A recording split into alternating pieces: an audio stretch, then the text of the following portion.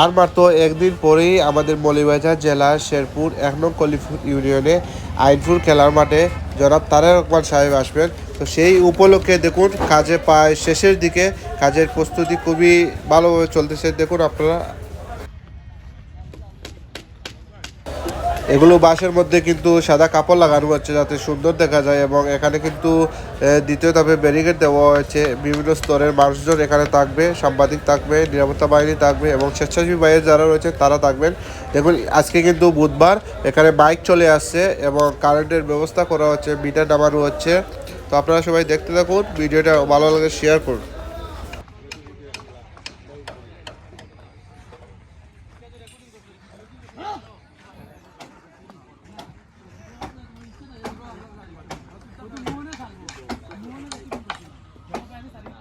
স্টেজে যারা কাজ পেয়েছে তারা দিন রাতে কিন্তু মিলে তারা কাজ করতেছে।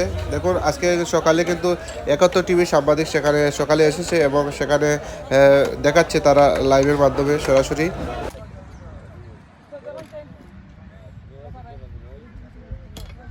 আসলে কাজে সবাই ব্যস্ত। তারপরে দেখতে একটি ওয়াচ টাওয়ার তৈরি করা হয়েছে, এখানে ৩টি ৪টি ওয়াচ টাওয়ার তৈরি করা হবে নিরাপত্তার জন্য, এবং ২টি রাস্তা করা হয়েছে। আর এই রাস্তা দিয়েই কিন্তু এই স্টেজে কিন্তু উঠবেন জনাব তারেক রহমান সাহেব, আপনারা দেখতে পারবেন।